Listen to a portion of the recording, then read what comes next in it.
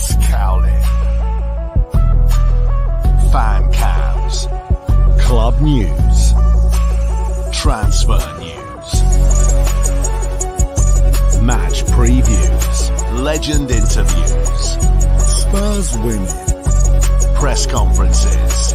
Covering everything Tottenham and England.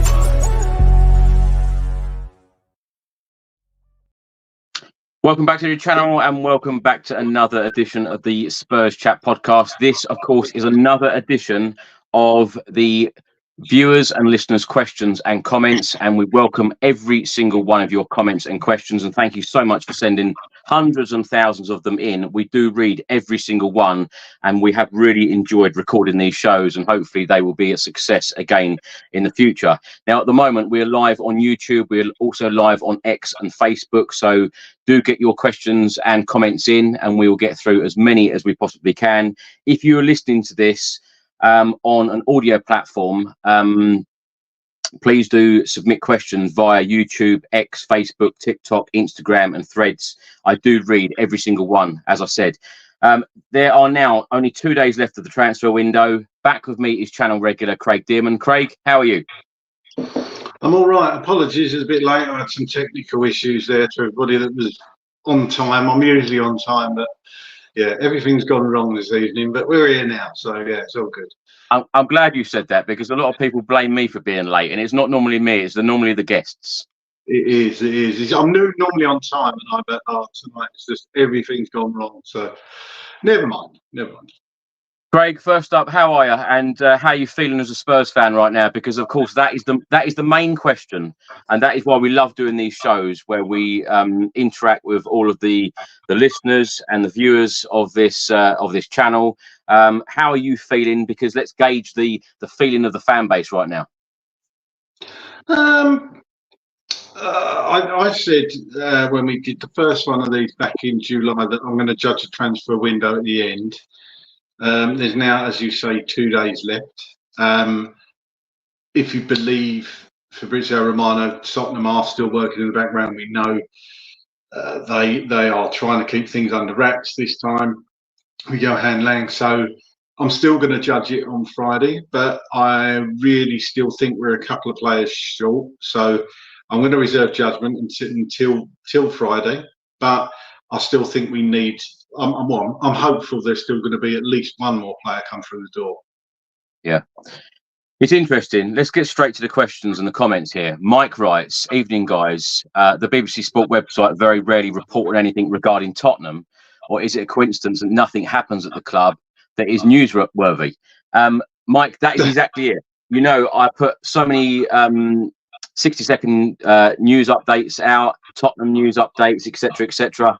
This month so far, or this transfer window, I've probably put less out than ever before, because there are not a lot of rumours, not a lot of reports, not a lot going on in terms of reporting on Spurs. You'll know that from the well-known journalists and the well-known websites like BBC Sport. So it's going to be an interesting 48 hours or so.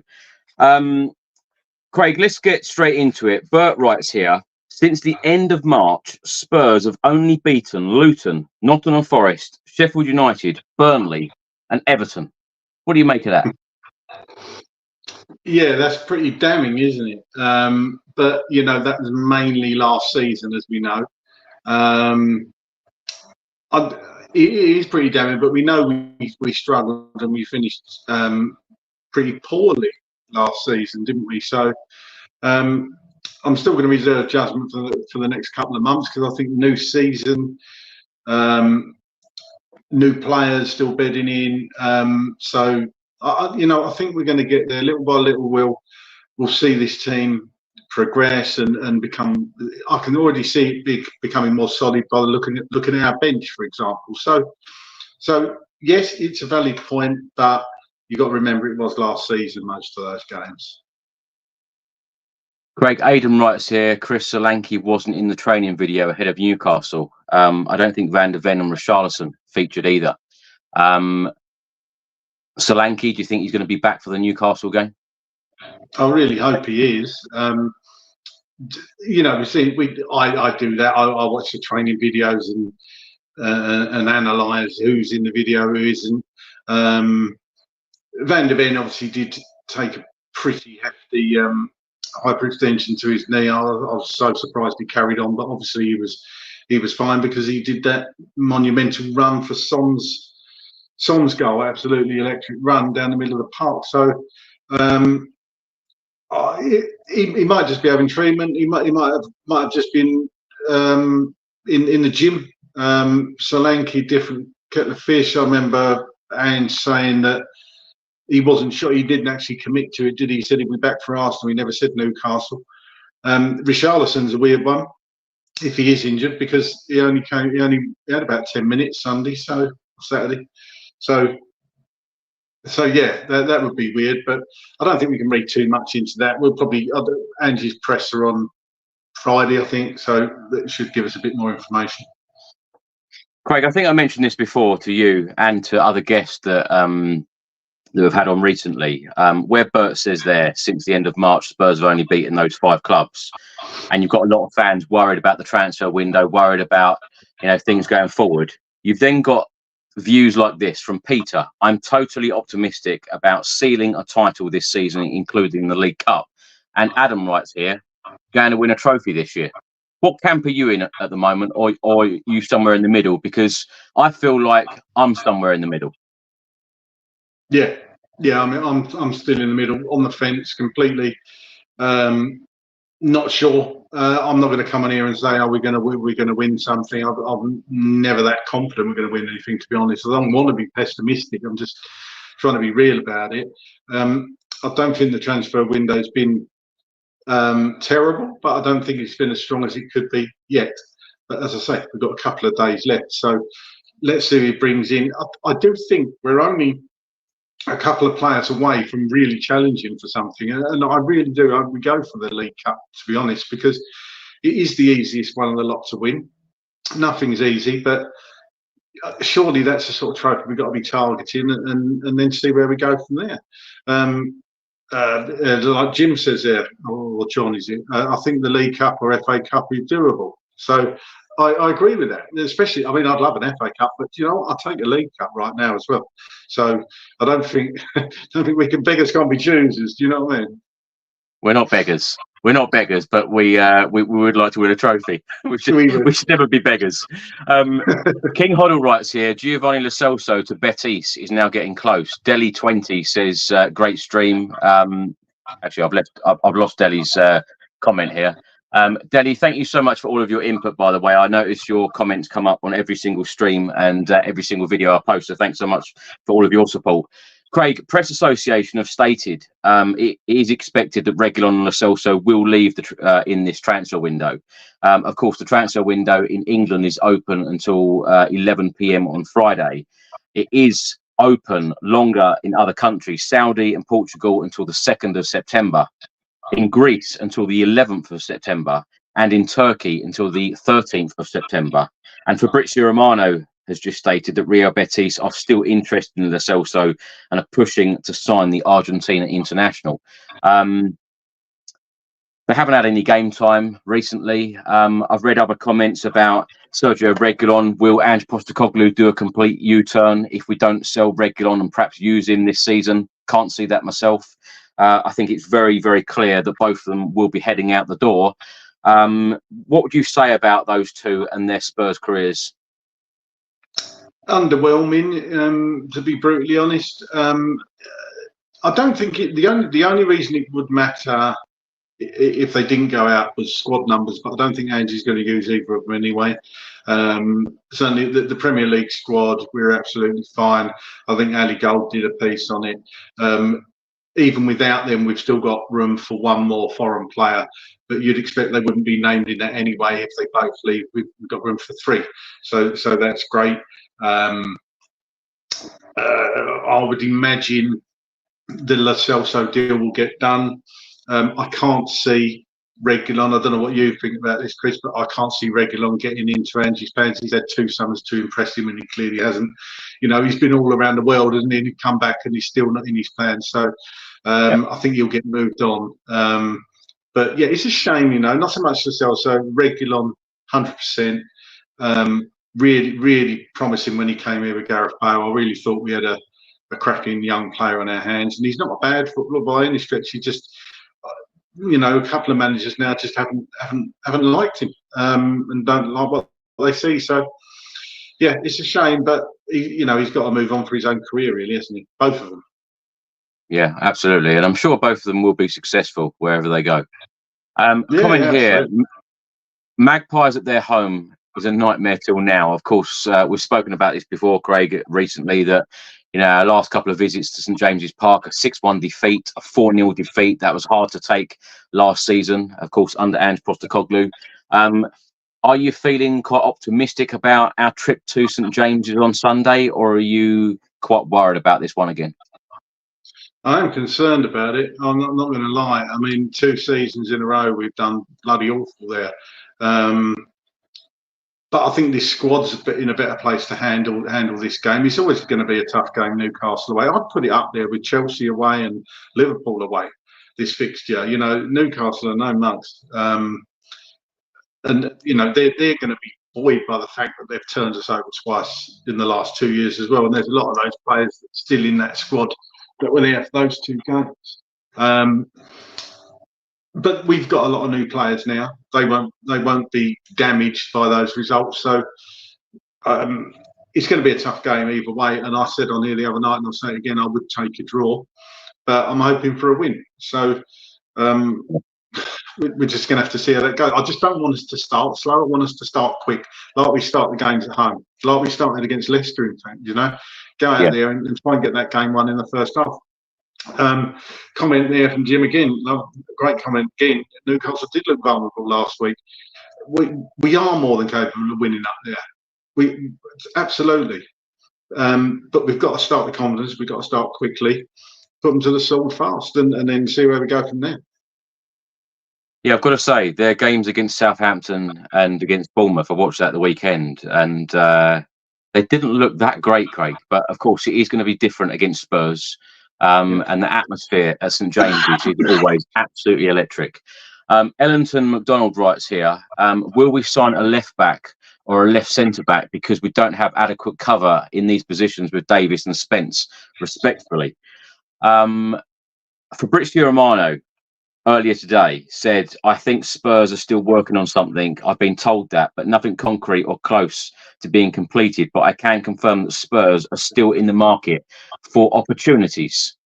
Craig, could this be an opportunity for Spurs, or do you think the likes of Ben Davis, Jed Spence, Radu Dragushin, of course, Phillips has just gone out on loan. Do you think those players that I've named there, is there adequate cover for the likes of Van de Ven and Romero, and to take us forward in playing in the Europa League and hopefully in the League Cup and FA Cup down the line? I think from the little bits we've heard that, and ideally he probably would want another cover there, but he probably thinks we are okay in those slots. He said before, Ben Davies can play. He sees him more as a centre back, to be honest. Now I think that's probably because Ben Davies is getting a bit older and he's lost what pace he had. I think Jed Spence, even though it's not his ideal position, having a fullback that can play on both sides. I mean, obviously we've seen Jed Spence twice, and he's covered on that left-hand side quite well. And when you're playing an inverted fullback, it doesn't matter as much that you're right-footed. It does obviously when you're tackling, your body's in a completely different position if an attacker goes down your outside. But Jed Spence is quick, remember, so he's going to cover the ground and get into different positions where Ben Davies probably couldn't. I think he probably sees that at the moment we've got enough cover there, especially with Vuskovic coming in January as well. Perhaps get to January. It's only 3-4 months until then. I know he's a young kid, but will be interesting to actually see what happens with him. He's obviously been on loan essentially for a year and a half, hasn't he? But whether he brings him straight in, I think he's physically capable of handling the Premier League, so that'll be an interesting one to see. But I think he probably wouldn't be too disappointed if we didn't get anybody in at the moment. Mark writes here, Craig, Liverpool snap up Chiesa for £10 million, which is crazy. Watch him light up for them. Spurs always do this, looking at players and never buy them. Does that frustrate you that Chiesa has gone to Liverpool for £10 million, particularly that there was supposedly a lot of interest from Spurs? A little bit. I mean, he was he had that ACL injury, didn't he? Some might say he's not the player he was since he had that injury. I think from what I've heard, he just didn't suit the system they were trying to play. I think he's a cracking player. What price did you say, Chris? 10 million? 10 million, yeah. 10 million. I think that's a bargain. That is a bargain. He is injury prone. But for 10 million, that I don't know what his wages would have been, but that is nothing in today's market. So yeah, for me, I would have probably said worth a gamble. But when you look at how much we paid for Solanke and for Archie Gray, and that seems to be, it almost seems too good to be true, doesn't it? But you know, we'll see. I don't know. I'm a bit disappointed we didn't go for him. We were linked with him, but obviously they saw something that they didn't like. So we move on. Mark writes here, hi there, got to be someone coming in, defensive midfielder. I think we've had this discussion a lot before, Craig. It doesn't look like it's happening. No, I think they've got enough cover there. They've got Bentancur, they've got Sarr, they've got Bissouma, they've got Archie Gray that can play there. So I think we've got more than enough cover in that area, to be honest with you. Simple as that. Delhi 20 here. Do you think Ivan Toney would come to Spurs after knowing he would be paid £400,000 per week in the Saudi League? How many times have we spoken about Ivan Toney, Craig? I think that personally for me, I would have liked to have seen him in a Spurs shirt. But when you're being offered ridiculous money like that in the Saudi League, I'm sure that, you know, Ivan Toney would probably like that kind of money. And yeah, for his betting account, I suppose. Craig, would you like Ivan Toney in a Spurs shirt? Are you still with me on that?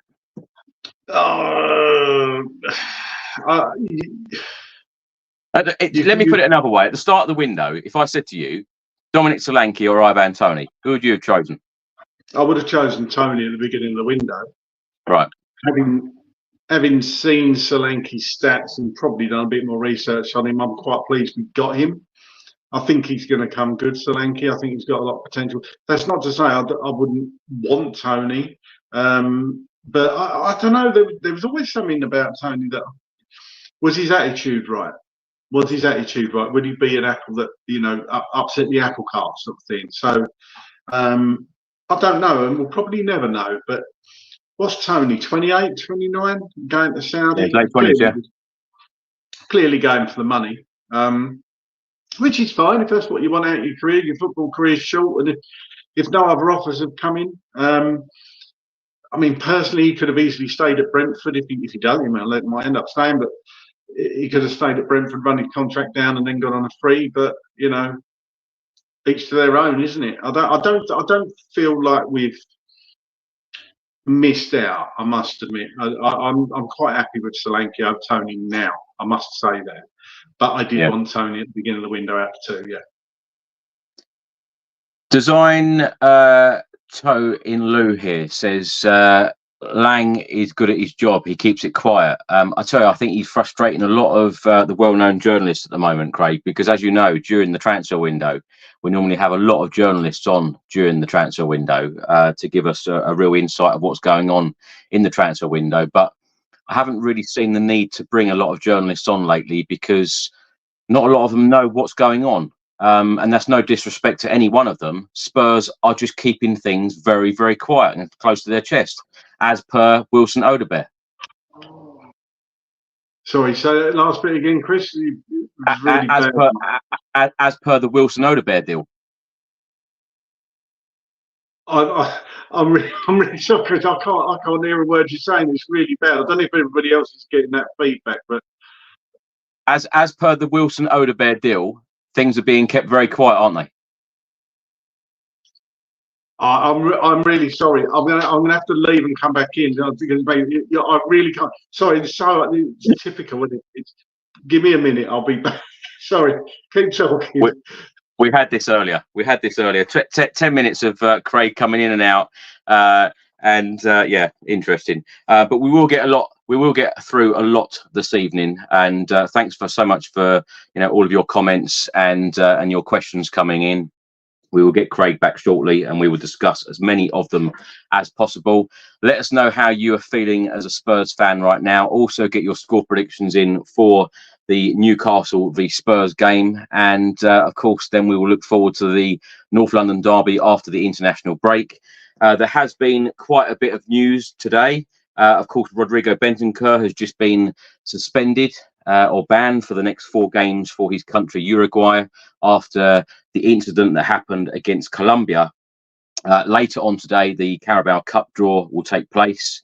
Of course, Spurs cannot be drawn against City, Arsenal, Liverpool, or Aston Villa. And of course, we look forward to the Europa League draw on Friday. Craig, you back with us? I am. That's a lot better, Chris. Yeah. I was going to say, Design Toe and Lou says Lang is good at his job. He keeps it quiet. And I was saying that no disrespect to any journalists come on this channel, but not a lot of people know what's going on at the moment. Hence why we haven't had many journalists on throughout August, because Spurs are keeping everything close to their chest. Do you like that? Do you like the way that Spurs are doing that now? I do. Totally. Really love that. I mean, it's half a world away from how it used to be. Everything was leaked with Paratici. He was, we kind of knew all the plates he was spinning, all the 10 different players he was going after. I like that. As I said before, it's a throwback to the 80s, isn't it? When you read it on CFAX, or saw it in the paper and saw Jurgen Klinsmann stand on the back of a yacht with a Tottenham shirt. I think it was great. It only was leaked 10 minutes before the announcement was made. So, as Steve Dyer says there, look, Klinsmann moment coming. I'd absolutely love that. I think it'd be fantastic. Let's have another Odebear moment. Let's have another Klinsmann moment. And you never know. You never know. It could go down. We haven't done deadline day stuff lately, have we? Since, for the last 3 or 4 years. So it'd be lovely. You just said an Odebear, a Klinsmann moment in the same sentence. That is nowhere the same. I was referring to the way the deal was done. As in, I'm not. Christ, I'm not. I hope he's as good. I was going to say, I'm hoping he is, but yeah. Craig, Adam Jones writes here: transfer window is 3 out of 10, and the only person to strengthen our 11 is Dominic Solanke. Is that harsh or is that fair? I think that's a bit harsh. I wouldn't put the transfer window at 3 personally. I think Archie Gray. At the moment, I would put it about 6.5, 7 at the moment, because I think we've strengthened Enquiries, but he's not quite there. Not quite there for me. As I say, I still think we're 2 or 3 players short. We're not going to get 3 in. I can't see us getting 3 in. Punslinger there says Odebear strengthens their 11. I think he does. You got to ask yourself a question: is Odebear? Would you rather see Odebear on that performance last week over Werner, for example? And obviously Werner's technically a new player too, but he was with us for 6 months. So, is he an upgrade? I would say yes. I think he's got that huge potential, and I think Archie Gray's got huge potential. So. And Bergval's got huge potential. Jed Spence coming back's like having a new player. I think we've strengthened in those areas.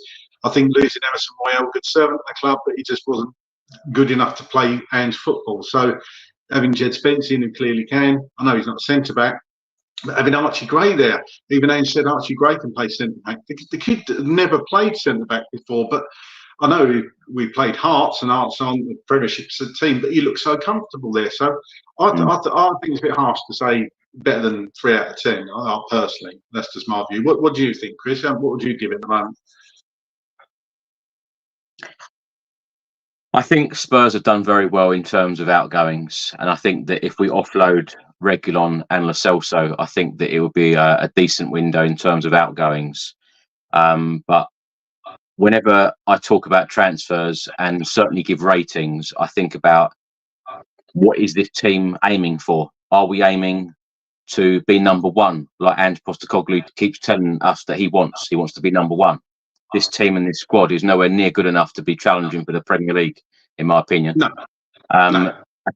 A couple of injuries to key players right now, and it could derail our season again, like last year. And particularly when you think how many more games we've got coming up, at least 8 more in Europe, hopefully more in the League Cup, hopefully more in the FA Cup.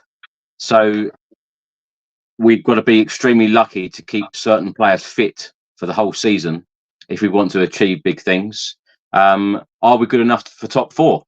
That is going to be the question. And with all of the other teams strengthening and we've got a couple of days left, I think I prefer to answer that question in 2 days' time.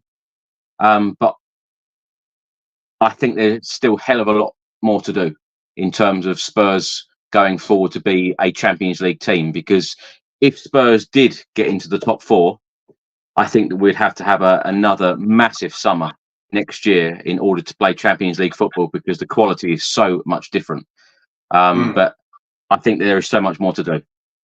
Roy says here, let's hope that we get 2 more in. How confident are you of getting 2 more in, Craig? Because like I've just said, I think Spurs need to do a whole lot more in this window to really back and go forward. I know we've signed Dominic Solanke, which is a big signing in terms of money and replacing the number 9 that we have been missing for so long. Harry Kane going out the door. I know we've got Richarlison there. Sonny's plays through the middle, but it's not the same. I feel like Dominic Solanke is a good signing. Hopefully, he will be a good signing in terms of goals, assists, and all-round play. But how many more do you think that Spurs will actually get in the next 48 hours? Look, I'd love to sit here and say 3, but I just can't see it. I think the best we're going to have to hope for is 2.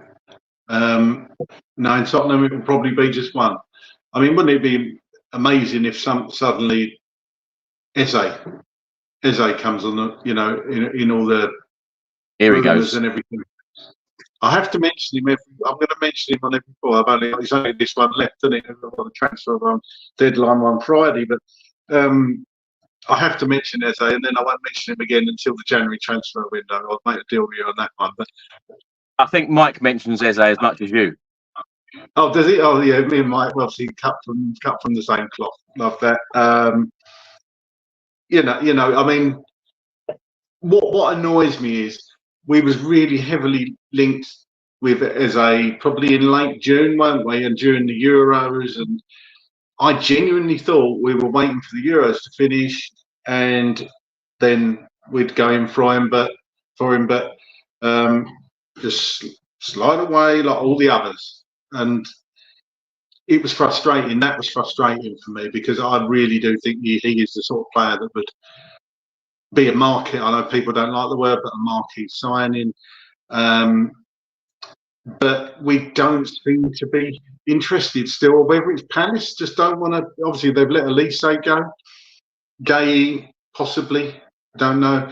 But I think there's still a lot is going to happen. There's loads going on behind the scenes as far as I'm told. So look, we've just got to trust the process as they tell us to, and trust the master plan, whatever that is, and then hope that we get a couple of players in. But we just don't know. 1, yeah, it could be 1. That the wording you've just used there, trust in the plan. Is there a plan to bring in any more players, do you think? Because when Fabrizio Romano says Spurs are still in the market for opportunities, is it about a plan in the next couple of days, the last couple of days of the window, or is it about opportunities, players that could come up? Because let me just say, Gavin Mills writes here 1. He thinks we're going to get 1 more in the next 48 hours. Matt says 1 more come in. John says 1. You doggy back up. I'd be amazed if we don't sign a left back in this window, because we need that depth. I'm not sure we will, though. I genuinely don't. I'm genuinely not sure we'll sign left back. What is interesting, and I don't want to talk about other teams, but Ben Chilwell's on the market, and he's a left back, isn't he? I'm not sure Chelsea would sell to us. Well, that's it. Is it Chelsea? You've hit the nail on the head. Exactly. I don't think we're going to get a left back. I really don't. I might be completely wrong, but I think they would, if they're going to bring anybody in, it'll be more in forward positions. Honestly, that's what I think. Hey, look, it could be just one more, but I'd love two, wouldn't we all? I'd love three, but you got to look at the squad numbers then. So, it's going to be an interesting couple of days. It's so quiet at the moment, like you say. It's calm before the storm, perhaps. Daniel says here, what happened with the Vanderson links? I don't think there were actually any reliable journalists actually reporting on this story in the first place. And with Jed Spence staying at the football club, it looks like he is the backup to Pedro Porro going forward this season. Steve Pollard writes here, Craig, the green kit is better than the brown one last season. What do you make of Tottenham's new third kit? Well, put it this way, the brown kit can stay in the cupboards, can go down the toilet. I hated that kit. I like the green kit personally. I think it's one of those kits that looks better on players than actually hanging up when you see it. But I like it. It gives me Spurs v Ajax vibes. I do like it. I really like it. I actually like, my son really loves the third goalkeeper kit, the purple one, which we haven't seen properly yet. But I think for a third kit, I actually like it. I prefer it over the away kit, essentially. So, that might be something that I don't usually buy shirts, but I might look at that one. Are you surprised by the Spurs marketing team keep going, like, because it's green and it looks very much like the kit that we had against Ajax in 2019, and on the marketing videos it said destination Bilbao. Are you surprised that they put that kind of that wording on the official stuff that they published? Yes, it did tickle me a bit actually, because that's basically sort of saying, this is what we're going to be wearing in the final. It could, that could be a meme, couldn't it, going forward? It kind of shot ourselves in the foot. But I like the confidence. I really love the confidence. It's like, hello, we'll see you in Bill. But it's I don't understand it, but fair enough. It's probably Nike did it, wasn't it? What the hell writes here, Solanke, we need at least 27 goals from the £65 million striker. This is commenting on some comments that Gary Neville and Jamie Carragher said on Sky. Neville said it would be a good return for Solanke, 13 to 14 Premier League goals this season. Jamie Carragher said that is not enough. When you pay £65 million for a player, you need more goals from him. Craig, as a Tottenham fan, what target would you be putting on someone like Dominic Solanke? Because when he scored 19 league goals for Bournemouth last year, on paper, in this Spurs team, the way that they should be putting crosses in on a weekly basis in Premier League football, he should score an absolute hatful. Are you confident that he is going to get that service from the wingers and players like James Maddison? Because even Maddison come out in the last couple of days and said the reason why Spurs bought me was to score goals and create them. Yeah, I think he'll certainly get the chances. And to be honest, I would be disappointed if Solanke doesn't get 20+ Premier League goals. That's not to include cup goals. That's what he's got to be looking at. As I've said many times, I think Richarlison's top scoring record in the Premier League is 13 goals. It's got to be better than that. It's simply got to be better than that, or else we've just bought another Richarlison. I think Solanke is a better finisher than Richarlison. I think he's grown. I think he's blossomed late, but he will get the chances because of the way we play football. He will 100%, but he's obviously, the pressure's on him, £65 million player, to put the ball in the back of the net, and that's what he's got to do. I hope he starts soon as well. I hope he starts against Newcastle. Yeah. Mofo writes here, Spurs spread the goals out more than Bournemouth. 15 would be fair. will provide more assists than expected. I think that would be fair, actually, Craig. And what strikers apart from Erling Haaland score 20-odd goals in a season now for sides? I think 15 would be a fair return. Mo Salah did. Harry Kane did. Isaac. I don't know how many Isaac got, but for me, I disagree. The centre forward position, you're there primarily to score goals, and people don't see it. He's an out-and-out striker. He's not a Harry Kane playmaker. He's more like a number 9, traditional number 9, and he should be scoring goals. 20-plus goals, I think, is not for the way we play football. He should be in himself looking to get 20-plus goals, in my opinion.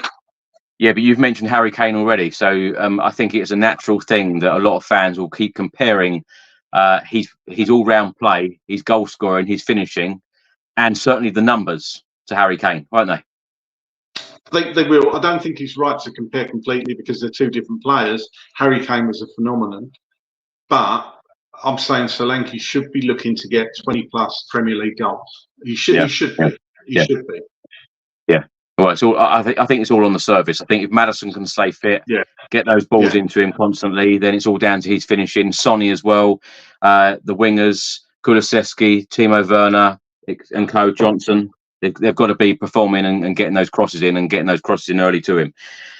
Henry writes here, keep a clean sheet against Newcastle and Arsenal. Then we're talking about a proper campaign this season. I'll tell you what, Craig, I'll take this one first. I completely disagree because I know that Postecoglou and players like Vicario, they're not even bothered about clean sheets. How do you feel about that? Because they've even come out and said before they're not bothered about clean sheets. It's about winning football matches. It don't matter to them whether they're winning 1-0 or 5-4. They prefer to play the way that we do, play Andrew's system, and it's not about clean sheets. This side, this system, this manager is not concerned about clean sheets, are they? Not at all. And they'll take them. I'm sure they're really, really pleased. We got one on Saturday, but. It's like the old, what was it? We're going to score one more than you song, isn't it? Vindaloo, that's what his ethos is, isn't it? I don't care. Almost Kevin Keegan-esque for people that remember Keegan at Newcastle in 95, 96 at the time, perhaps a bit later. Didn't really care. It was gung-ho football, and it didn't matter if the opposition scored 4, we'll score 5. It don't matter. It's almost like goal difference doesn't matter. I'm pleased we got a lot of goals actually because it gets our goal difference up quite early. But yeah, he's going out there saying, just go and play a game that we will concede, and but we just got to all roll with it and get on with it and face facts that we are going to concede every now and then. Just got to roll with it. I tell you, if anyone's seen our WhatsApp group these last few days, the amount of Oasis stuff that is in our WhatsApp group, and Craig's now coming out with all their songs. James writes here, well, that is laughable. Any title-winning team has a solid defence that doesn't leak goals. Does that worry you, Craig? Because when you look at the likes of Van de Ven and Romero, and let's face it, they were absolutely awesome on Saturday against Everton. I know a lot of people are saying, well, it was only Everton. But when you look at our defensive side, with set pieces last season and the way that we shipped so many goals, does that worry you? Because if you are leaking a lot of goals at the back, then of course you've got to be relying on the guys at the front, or the guys up top, Solanke, Son, Brennan Johnson, Kulusevski, Timo Werner and Co, Maddison, being creative. How confident are you in that final third? Because that is something Ange Postecoglou, I know this is completely different to what James has said here, but the final third, because I feel like if we are going to score more goals than other teams, then of course that final third is the most important part of our game, scoring goals, because you go back to the old Ozzy Ardiles days, the defence wasn't that great, but the attack was absolutely superb. You had Klinsmann, Sheringham, Nick Barmby, Darren Anderton, Dumitrescu was in there, Popescu we just signed as well. When you think of that attacking line, my God, there was never, ever an issue about scoring goals. Ozzy Ardiles would never have come out and said, oh, got a problem in that final third. But Andrew's mentioned it on so many occasions. Yeah. And that actually comes back to why I still think they're going to be looking at overloaded with wingers, but but are we? Are our wingers? Is everybody watching this and listening to this? Are you confident in our forward line still, or do you think that is a position? Do you think Ames was right? Do you think that's a position we still need to strengthen in? Because that's what I think we do need. I still think we need strengthening in those positions. Players that can play perhaps all across the front line. What I would say, going back to the Ozzy Ardiles days, I think our defence now is stronger, but it is absolutely. really strange, isn't it? But what I think is really strange, you've got Pedro Porro, who can not only score a goal, I think he's improved massively since he's come to Tottenham. He had a great season last season. I think Udogie's one of the best left backs in the league. And who would swap Van de Ven and Romero for anybody else as a pairing? You know, we all love Mickey Van der Ven. Most of us love Christian Romero. But that's not a defence that it's weird, isn't it? It's not a defence on paper that should be conceding goals. And yet we know how it went last year. But we can't for sure say how that's going to go this year. And I'll come back to what I've said previously. I think it's the midfield that will give that defence coverage, where those goals are coming from and cutting out the balls coming through. It's not always the defence's fault. It's so easy to blame the defence and the goalkeeper when it might actually be from balls coming through the midfield and the midfielders not being in position. So it's a difficult one. But personally, I think it is something we've got to address. And the comment, I take one ball, but the comment from the guy said, you know, title winning teams is built on defensive solidity. Man City are a little bit different with that, but we know how many goals City score. So, but they're kind of good balance, aren't they, City? They're good in defence, but they're good going forward. We've both said it before as well on various different podcasts that the defensive work that someone like Harry Kane used to do, I think that we missed that. And I think that, you know, some of the players do need to improve the defensive part of the game and protect that defence and, of course, Vicario. Mark writes here, agreed 100%, Chris. Our set pieces strategy is shocking. Do we need a professional set piece coach? Well, I can tell you, Mark, that Nick Montgomery, the new Spurs coach, working with Ange Postecoglou now, is in charge of set pieces, both attacking and defensively. Craig, does that fill you with any more confidence? It does, that we're actually looking at those set plays and feel that there is an issue there, because Ange was all for not having a specific set piece coach, wasn't he? Defensive, he thinks it should be all part of, come under the training banner. The fact that somebody's actually, obviously it's one of our coaches, is not a specific person come in to do it like Gianni Vio, but at least they've got somebody guiding them on it and telling them what they should be doing. So I'm very pleased actually, because we all know that was an area where we should really look to improve. I thought on the whole, we actually handled Everton pretty well Saturday. I know they didn't bombard us with crosses, but it wasn't too bad, I didn't think. Craig, Tom writes here, our set pieces have been great so far. What games are people watching? Have you seen an improvement from last season? Because, of course, we did start the show with that comment from Bert saying since the end of March, Spurs have only beaten Luton, Forest, Sheffield United, Burnley and Everton. Have you seen improvements in set pieces defensively in these two games so far against Leicester and Everton? It's so difficult to judge because the teams are playing against. This is why I've said these next two games. This is why I've said many times these next two games are the real test. You know, no disrespect to the two clubs that we've played so far, but it is going to be a completely different ball game at St James's Park set pieces where we suffered so badly last year. And of course, Arsenal, as much as I hate to say it, they are absolutely wonderful at set pieces. Exactly, and that is the answer right there. It's so difficult to tell for two games. I thought we've handled things pretty well, but the acid test is going to be the next two, especially Arsenal, because as you say, they are very good at set pieces. So, yeah, that will be very interesting to see. And the honest answer is, I don't know. And I'll tell you, give the answer to that question when we've come up against opposition that would perhaps challenge us more in those areas, like Arsenal. Because you will be able to see if we've improved or stayed the same, or dare I say, got even worse. So at the moment, at the moment, from the little I've seen, I think we've got slightly better at it. Seem to be a bit more organised, a bit less zonal marking, and a bit more going man for man. So which I prefer. So that's good to see. You're on the podcast post-match Newcastle, aren't you? Yeah. I'll ask you that question again after that. Yeah. I'm on after Arsenal as well, I think. So I'll ask you again after that. Yeah, it'll be a continuous question. Yeah. Ben Ben writes here. And can't fancy Manor Solomon. He would have been putting pressure on certain other wingers to perform. What do you make of the loan move for the rest of the season to Leeds United in the Championship for Man of Solomon, Craig? Because he hasn't played that many games. I think it was 6 competitive games for Spurs last year. Got that injury. Had very, very limited minutes during the summer. Of course, went on the plane to Japan and South Korea, but had very, very limited minutes. What do you make of the loan move for Man of Solomon?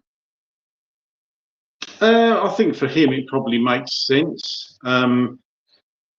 It's so difficult to say when a player comes back from such a bad injury, and it's difficult to see.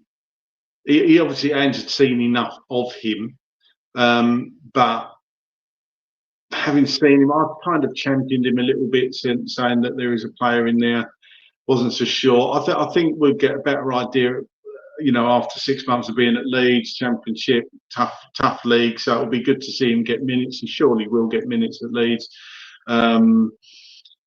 He's probably about his level at the moment, I would say. So, it's a good move for him. It's a good move for the club as well. So I think they're paying most of his wages. I don't know how much he gets paid, but I think they're paying most of his wages. So, why do you think he's a Championship club, though, Craig? Because when he come from Fulham, playing Premier League football, comes to Premier League side Spurs, and now going out on loan to Leeds Championship football, are you surprised by that? Not getting Premier League minutes? Possibly, but I think we've got a good relationship with Leeds. He was obviously keen to go there. I just think he's probably likely to get more minutes at Leeds rather than go to the only clubs he could go to in the Premier League are perhaps bottom half teams. Leeds are going to be pushing for promotion again. Leeds are, even though they're not in the Premiership, they are a top side. They are a budding Premiership side. So I think it's a good move for him. I don't think the quality drop between Leeds and a Southampton, for example, is much at all. So I think it's a good move for him. He's going to play a lot of football, a lot of games in the Championship, playing twice a week. So we'll see how he gets on. He might excel. There's a comment here, Mr. Hoffland. Is Fraser Forster good enough? And Tarek also says, who is going to be challenging for Vicario's spot? Are you surprised that Spurs haven't moved for a backup goalkeeper, or are you happy with Fraser Forster still being Spurs number 2? It's a funny position, goalkeeper, and people think, oh, whatever, Vicario's not going to get injured, but the goalie gets injured, it's a key position, isn't it? I think Brandon Austin's probably in the pecking order above Fraser Forster. In fact, I'm not sure where Fraser Forster's going to get game time at the moment. He could be the one left out of the European squad. We don't know. But it just seems to me, what I've seen of Brandon Austin in pre-season, I think he's come on a lot since I've talked last. Sorry, I disagree, Craig. I think Fraser Forster is definitely next in line to be playing Premier League minutes. Brandon Austin's not played a single Premier League minute, and with Fraser Forster's experience, although I completely agree with these comments, I think that Spurs do need to sign a new backup goalkeeper at some point. It's weird how some of these things just don't seem to be the priority. A lot of fans are saying about a number 6. A lot of fans are saying about a goalkeeper. I completely agree with them. A lot of fans are saying about a left back. That's why I said to you earlier, when you're asking me about a rating for this window, I think there are so many areas where we need that depth. Yeah. And goalkeeper, left back, number 6. Yeah. I honestly think, though, that Austin is above the pecking order over Forster. I think last time I saw him, unless I'm mistaken, was against Fulham in the cup this time last year, almost a year to the day. Yeah. And I've never. Forster's not a bad goalkeeper, but he just seemed like he couldn't move. He was just not very agile, and I think Austin's better with his feet. I think he's more agile. I don't know how old Forster is, so it must be 36, 37 now, which is, goalkeepers do, mature like a fine wine. But I think it's time to give Brandon Austin a go. I honestly think he's going to be second choice. I really do. A fine wine. Shane writes here, James Maddison is too comfortable. He's on good money, nice training facilities, nice stadium, but he isn't interested. I feel like Solanke relies on service. He is not able to create his own goals like Harry Kane did. If he doesn't get the service, he will not score goals. I think we've covered this a little bit already, but James Maddison, he's got a huge season ahead for him, hasn't he? I think he's still got that point to prove, not making the England squad. Of course, there is going to be that England change.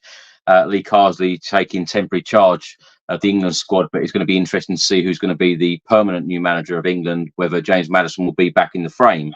But to have any chance of getting back in there and representing his country, Craig, he's got to be performing week in, week out.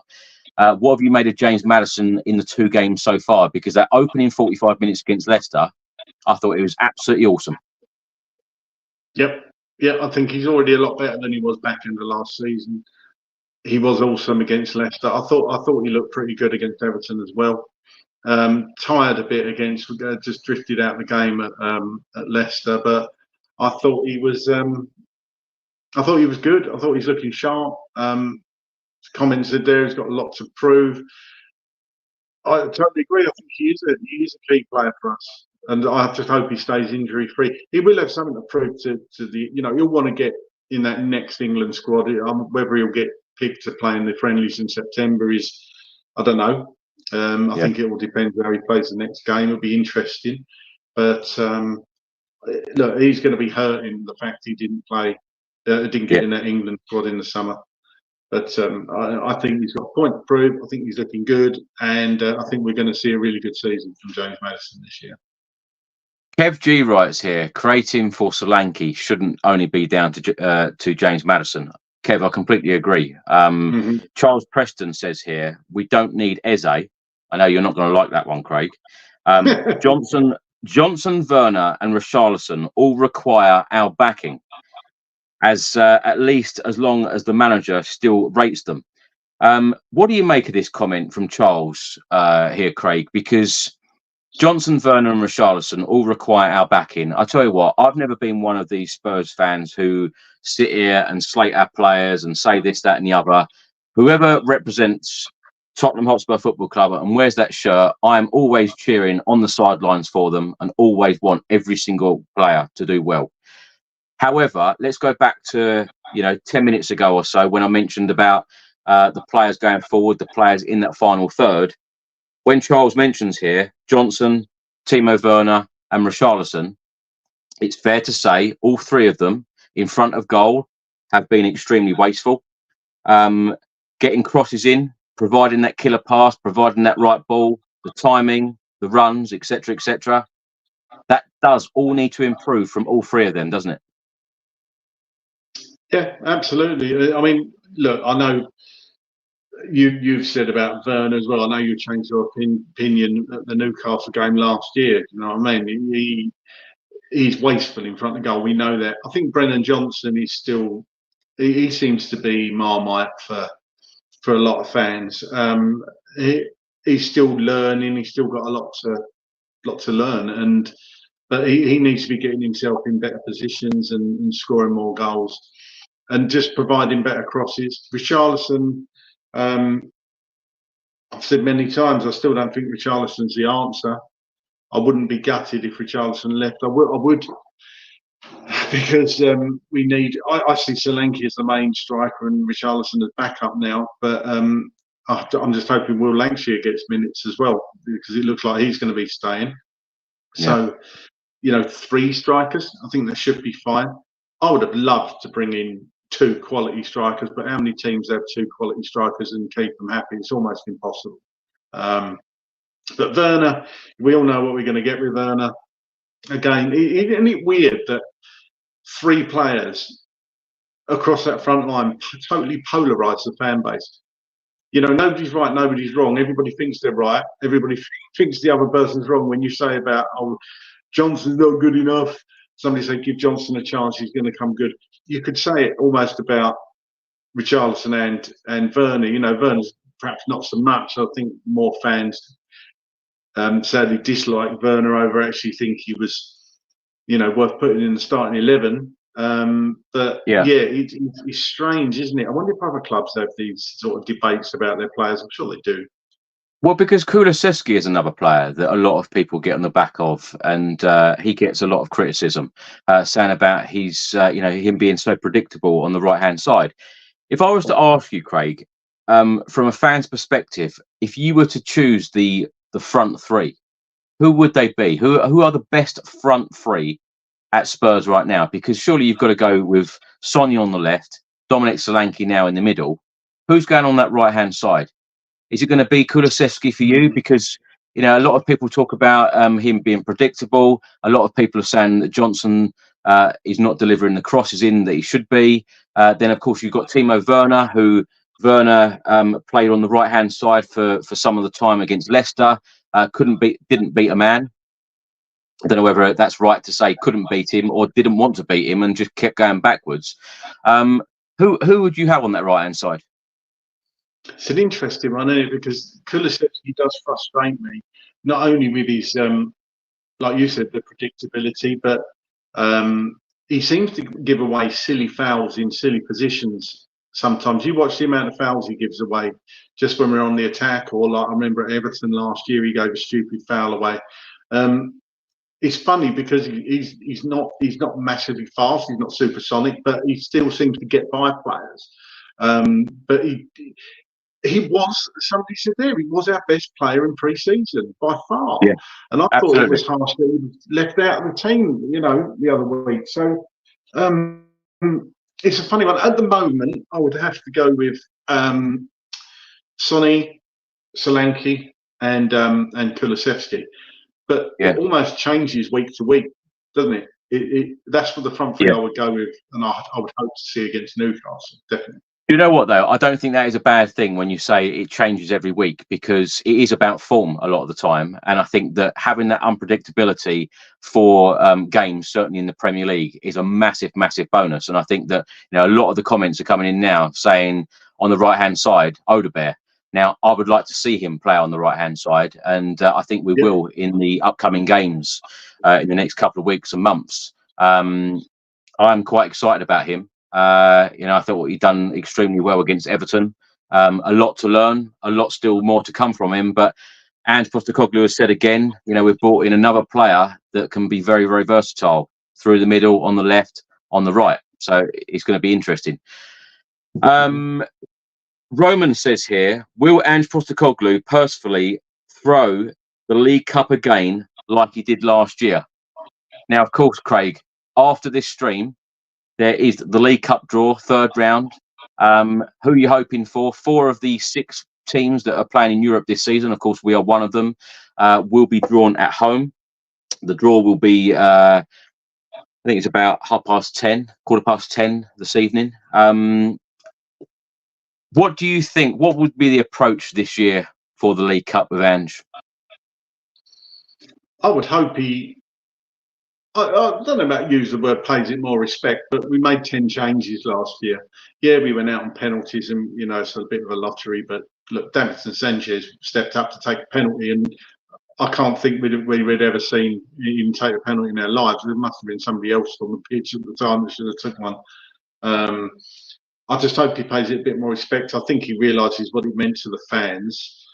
As I say, I hope he takes it seriously. I hope he puts out a strong team. Who am I hoping for? I'm hoping for Leyton Orient, if I'm honest. I know Jamie Donnelly won't be able to play against us, probably. But I am hoping for Orient because one of my good friends is an Orient fan. So it would be good to all go to the game together. But yeah, that's who my choice would be. Strong team against Leyton Orient and win 5-0. Or is that asking a bit too much?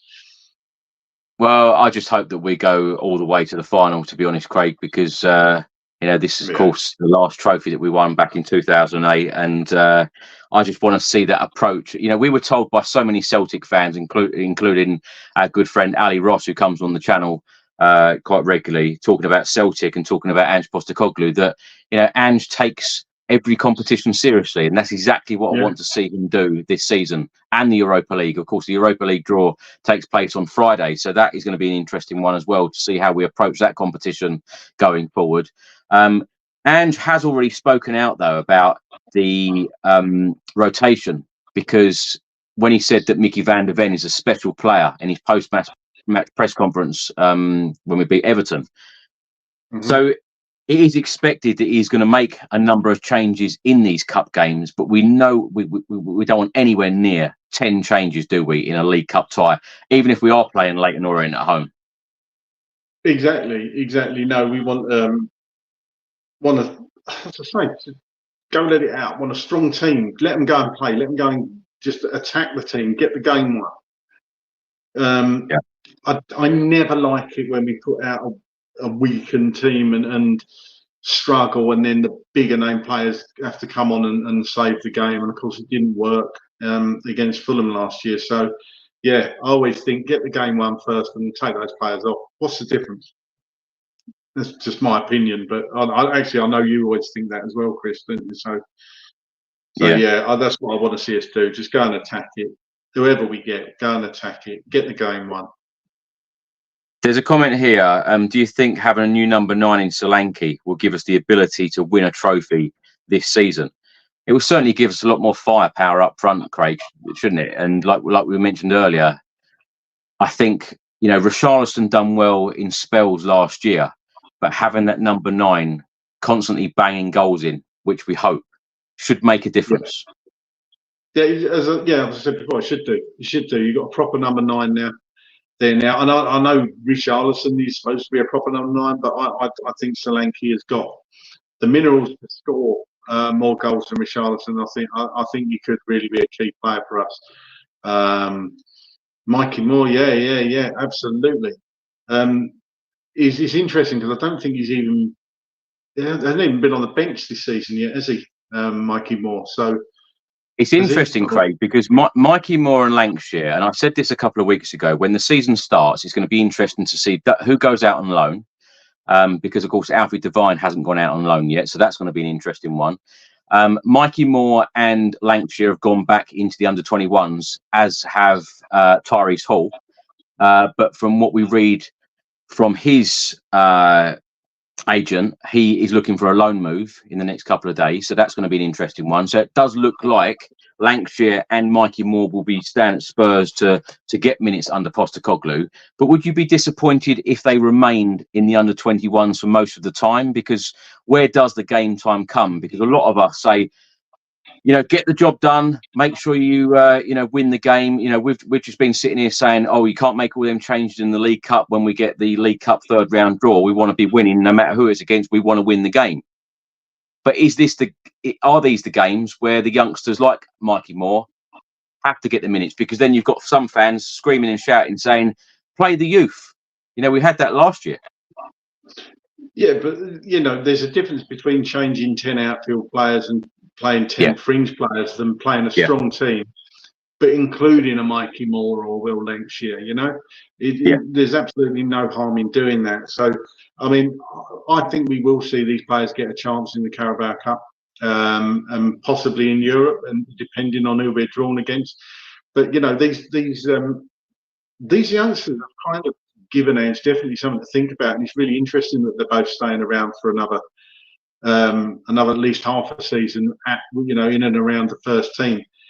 But whatever opportunities they get, they're just going to have to try and take them. You'd like to think it's not just one opportunity. You'd like to think they're going to get minutes in a fair few games. We're led to believe that Mikey Moore is going to certainly get game time. You want them to just say, you can trust me, Andrew. You can stand by me, and I can do the job for you. So, it's great to see. I just want to see these kids get some minutes and really push to challenge the current sort of first team players. I just read a comment there. It's just gone about Yang coming in January. Yeah, another attacking player. So another young attacking player. So yeah, it's looking good. Rob writes here, feeling underwhelmed with the transfer window. Nothing has excited me where we've signed a player and I've nodded my head and said yes with a fist pump. Who has really impressed you in terms of incoming so far, Craig? Do you feel the same, or are you staying quite level-headed about it until the transfer window has actually closed? I'm trying to stay level-headed about it. I mean, I know people say that I'm balanced and I never get too excited or down about things, but inside is sometimes like it's like my mind's going 10 to the dozen. You know, you want to scream sometimes at this club, but we've got to remember what we wanted before. It's like we was buying experienced players. People say, "Oh, we've got to buy experienced players." We bought experienced players, and they say, "Oh, but we're not giving youth a chance. Why don't we go for young players?" That seemed to work before, and now he's giving younger players a chance and buying younger players. People say, "But we need experienced players," and I include myself in that. I totally include myself in that. So it's that delicate balance, isn't it? In answer to your question, the last player that I got really, really excited about coming in was Gareth Bale back on loan. But I was very pleased we got Maddison last summer. I thought that was a key sign. But this season, I've not got excited really about any of the signings. I'm pleased we got Solanke because he's a centre forward and we know we need that. But I very rarely get really excited and go, you know, oh, hey, what we got here? You know, it's difficult, isn't it? Because we know those players that are going to get you off your seat and think, wow, Spurs have got this player that they're going to cost a lot of money, and we don't seem to have going down that route at the moment. So you can't have everything, can you, Chris? Craig, I think this is probably the most common comment that we have had in the transfer window so far, and I think we've said it ourselves. Jeff Marlowe says here, it's great buying young talent, but we also need experienced players. I feel our squad isn't strong enough to fight on all fronts. That is exactly what I said at the start of the stream again. And when you asked about a rating of the transfer window, I feel exactly the same. I feel like a lot of people feel like this. You know, the amount of Spurs fans that I've spoken to since the transfer window opened, and every day that has gone on, everyone said the same thing. We need some more experienced players. Do you think that we will get an experienced player in the next 48 hours? Look, I'm not. I'm not convinced we will, if I'm brutally honest. But I've said before and here, we do need a bit more experience in that team. That, you know, can't win anything with kids. Famous saying by Alan Hansen. Generally, it's true. Obviously, wasn't with Manchester United, but you've got to remember when those 5 or 6 come in, you know, Beckham, Butt, Scholes, Giggs, the Nevilles, the players they had round them at the time in the team, the experience they had, you know, Brian Robson, was Cantona around that, so perhaps Cantona was a bit later, but they had a lot of, you know, Pallister, Bruce, they had a lot of experience around them, Pete Schmeichel. We haven't got that in this team, so we've got these youngsters coming in, and apart from Sonny and perhaps you could say Maddison, although look, Romero's a World Cup winner. He's the one with the experience. He's the one that's won the trophies. But I think what it comes down to me is leadership, and I want to see another leader come in. We've lost Højbjerg, as we've said before, but we've revamped this squad. I can't remember the amount of years it was, but I read a really interesting stat that if you take Sonny out of the team, the most longest serving player is Romero. I mean, that's unbelievable, isn't it? Yeah. That is unbelievable. Take like Ben Davies, regular starters I'm talking about. You take Sonny out, Romero's the longest serving player. So that's big change. And as you say, taking moving players on this summer, you cannot argue with the people we've got out. I mean, that's a hell of a lot of business we've done there. Yeah. It's fair to say, Ange and the staff at Spurs in the last 12 months or so have worked their miracles in terms of players going out the door. And I suppose there is only so much you can do in a window. And I know us fans expect a lot more than is what is normally done in windows. But if we want to move forward, you know, going into the Champions League and putting trophies in the cabinet under Postecoglou, you know, and be in the position where he wants to be, I think we need a lot more and have a lot more to do. Martin says here, Craig, Chris, how much more time do we give Richarlison to come good? I've not seen it yet. Of course, he did have that good spell last season. A couple of great finishes at Goodison Park. That is probably my highlight of Richarlison last year. And he had that really good spell, Craig, didn't he? But he did. I think with him, it's that consistency again, isn't it? You know, you talk about a player like Giovanni Lo Celso. We know there's a player there. We know there is a fantastic player there. But it's about delivering week in, week out, being consistent. How confident are you that Richarlison is going to be consistent this year?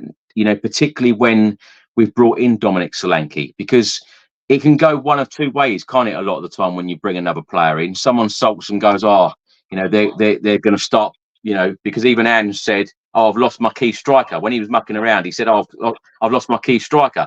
And the first thing I thought of, and I know it sounds strange, but the first thing I thought of, oh, Richarlison's not going to be happy hearing that. I've lost my key striker, because he would consider himself as the key striker. You know, he would. He's that kind of guy. Or is he going to knuckle down now, and is that going to wind him up saying, "No, I want to be the key striker"? So is he going to give that lot more? Where do you think that's going to go with Richie?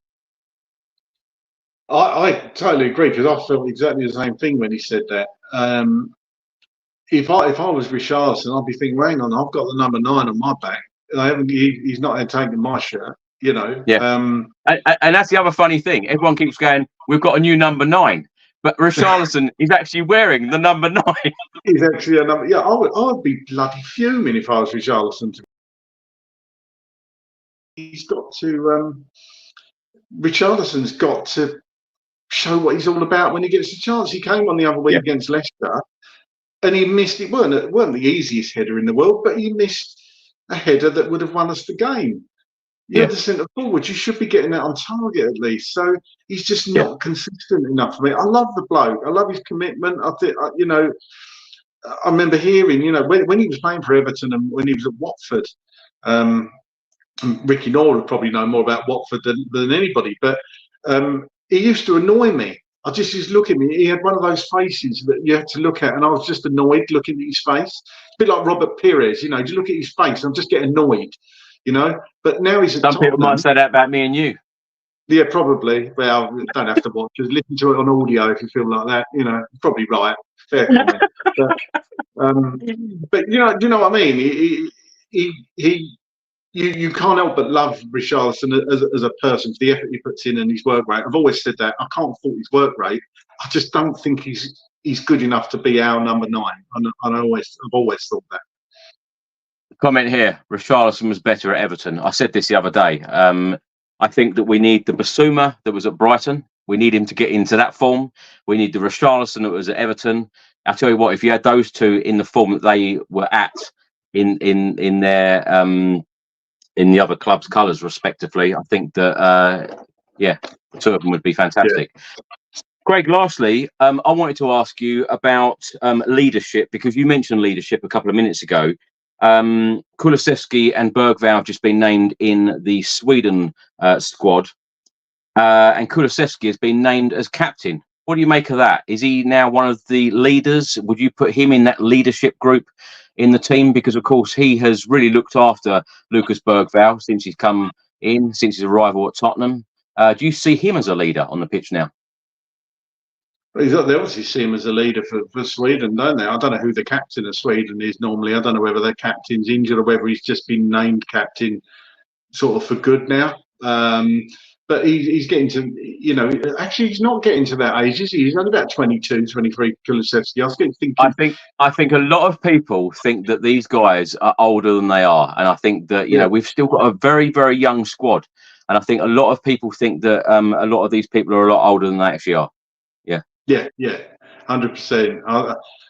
I think he's probably just proven himself. He is at a big club. Swedish players are probably not on the whole at top Premier League clubs and La Liga clubs and German Bundesliga clubs, for example. So I think his achievements in England, he's obviously well respected over in Sweden. Good. Fair play to him. Fair play to him. There's no greater honour than captaining your country, is there? So he's probably a good choice. Probably a good choice. And with Bergvall as well. I mean, you know, obviously it's so good that he's got somebody, you know, a fellow Swede to guide him and help him bed in. So it's all good. Yeah. Well, Craig, thank you so much for joining me on this episode. We can talk all night about Tottenham Hotspur and the hundreds and thousands of questions and comments that have come in. So thank you so much, as always, for all of your incredible support and all of your input, because we love doing these shows, really enjoy doing them. It's always about, you know, talking about how everyone feels, not just Craig and I. It is about everyone that listens and watches this channel as well. And we are now at nearly 125,000 subscribers. So I cannot thank all of you enough for subscribing and listening and watching this channel on a regular basis. Always so thankful. So thank you so much. Craig, where can people find you on social media? What are you up to at the moment? And you'll be back on here on Friday. You will also be back on Sunday. Friday we'll be talking about transfers. Sunday we'll hopefully be talking about a win at St James's Park. Fingers crossed. But where can people find you?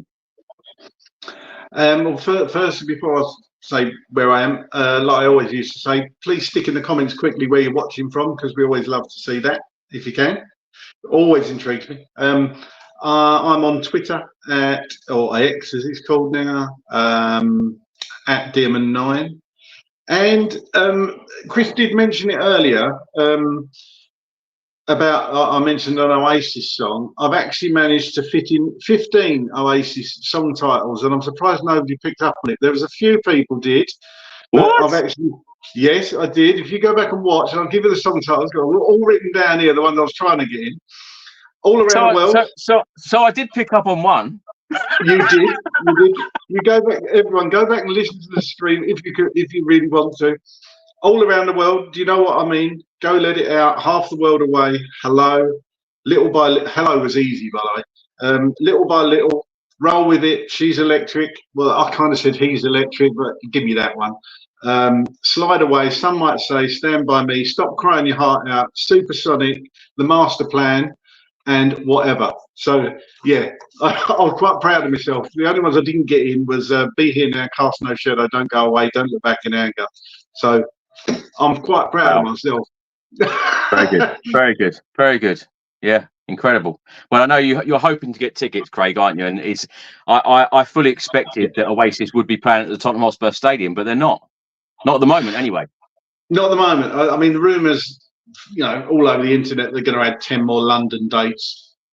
Daniel Levy's going to be all over that, of course. I mean, it'd be a dream for me to go and watch Oasis at the Tottenham Stadium. I don't think you can get better than that, other than see Tottenham win the Premier League at the stadium. But yeah, unbelievable. Unbelievable news about Oasis. We know Gary and a few others in our group. Gary's already saving his money for tickets. I think Gary's going to pay whatever he needs to pay to get a ticket. But anybody who's trying to get tickets for that, good luck. But I don't think we're all going to be very lucky. But there you go. Okay, Craig, I'm going to give you a question here. So I'll ask Gary when he's next on as well. I know you guys are big Oasis fans, and you desperately want to go to one of their concerts. So if you had the choice to see Spurs in the Europa League final or an Oasis concert, what are you choosing? Spurs Europa, Chris. Club before band all day. Tottenham, Oasis, golf in that order. Yeah, good stuff. Yeah. Good stuff. Well, Craig, Always thank you so much. Thank you so much for all of your input. Always a fantastic guest, and a big thank you as well from me for hosting the show. When I was driving home from Leicester, still got in at 2:30 in the morning, and yeah, what a nightmare journey that was. But thank you so much for doing that. We will see you back on the channel again on Thursday, talking about transfers. Hopefully, Spurs can get one more or two more in over the line and add a little bit more experience to the squad. You know my thoughts on that because we've been talking about it for the last nearly hour and a half and have been all month. But thanks so much for watching, everyone. Thanks for listening, and we will see you again very, very soon. I'll see you shortly because, of course, Spurs are about to be drawn in the third round of the Carabao Cup, so I'll be back on this channel with a reaction. Come on, you Spurs. Go on, Spurs.